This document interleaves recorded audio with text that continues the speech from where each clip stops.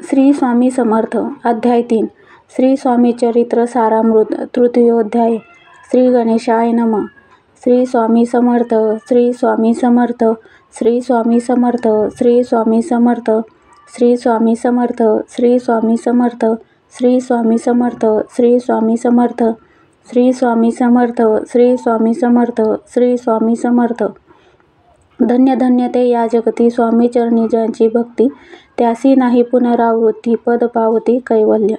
गताध्यायी कथा सुंदर. स्वामींनी निवेदिले स्वचरित्र आणि बाबा दिगंबर त्यांचे वृत्त निवेदिले. निर्विकार स्वामी मूर्ती लोका चमत्कार दाविती, काही वर्ष करोनी वस्ती मंगळ वेडे सोडिले. मोहळ माझी वास्तव्य करिता अप्पा टोळ झाले भक्त, तेथीचे साकल्य वृत्त अल्पमती केवी वर्णू. स्वामी चरित्राचे हे सार म्हणून केला नाही विस्तार, वर्णिता कथा समग्र ग्रंथ पसरे उद्दिसम. सवे घेऊनी स्वामीसी टोळ जाती अक्कलकोटासी, अर्धमार्गावरुनी टोळासी मागे परतणे भाग पडे. टोळ आज्ञा पिले सेवका, जोवरी आम्ही येऊ का तोवरी स्वामीसी सोडू नका, येथेच मुक्काम करावा. टोळ गेलिया परतोनी स्वामी चालले उठोनी, बहुत वर्जिले सेवकांनी परीनच मानिले त्या. तेथून या निघाले अक्कलकोटा प्रती आले, ग्रामद्वारी बैसले यतिराज स्वेच्छेने. तेथे एक अविंद होता, तो करी तयाची तट्टा, परी काही चमत्कार पाहता महासिद्ध समजला. पूर्व पुण्यास्तव निश्चिती, आले चोळप्पाचे ग्रहाप्रती, स्वामीसी जाणूनी ईश्वरमूर्ती, चोळप्पा करी आदर. चोळप्पाचे भाग्य उदेले, यतिराज गृहासी आले, जैसी कामधेनू आपण बळे, दारिद्र्याच्या घरी जाय.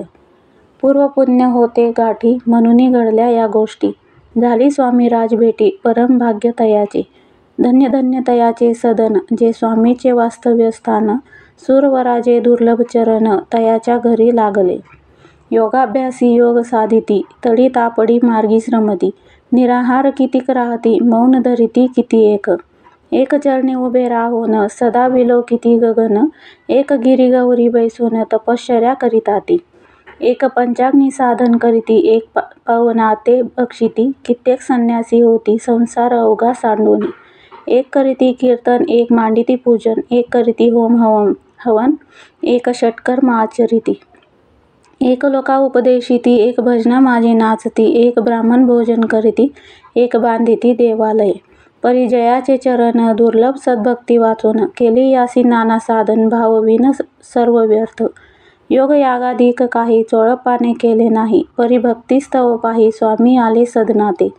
तयाची देखून या भक्ती स्वामी तेजे भोजन करीती, तेव्हा चोळप्पाचे चित्ती आनंद झाला बहुसाळ.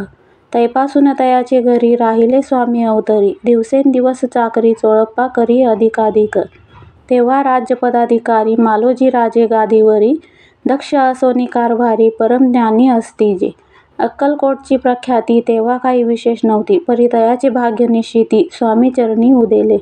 तैपासून जगात त्या नगराचे नाव गाजत, अप्रसिद्ध ते प्रख्यात किती एक जाहले. चोळप्पाचे ग्रहाप्रती आले कोणी एक यती, लोका चमत्कार दाविती गावात बात पसरली. आपुली व्हावी प्रख्याती, ऐसे नाही जयाचे चित्ती, म्हणून या स्वामी राजयती बहुधा न जाती फिरावया. लोका माझी पसरली मात, नृपासी कळला वृत्तांत, की आपुली या नगरात यती विख्यात पातले. राहती चोळप्पाचे घरी दर्शना जाती नरनारी, असती केवळ अवतारी लीला ज्याची विचित्र. वार्ता ऐसे कोणी राव बोलले काय वाणी, गावात यती येवोनी फार दिवस जाहले. परी आम्ही श्रुत पाही, आजवरी जाहले नाही, आता जावोनी लवलाही भेटू तया यतिवर्या. परी ते केवळ अंतर्ज्ञानी, ऐसी वार्ता ऐकली कानी, हे सत्य तरी येवोनी आताच देती दर्शना. राव मुखातून वाणी निघाली, तोची यती मूर्ती पुढे ठेली, सकल सभा चकित झाली, मती गुंगली रायाची. सिंहासनाखाली उतरून राव घाली लोटांगण, प्रेमाश्रूंनी भरले नयन, कंठ झाला सद्गतीत. दृढ घातली मिठी चरणी, चरण धुतले नेत्राश्रूंनी, मग तया हस्तकी धरोनी आसनावरी बैसविले.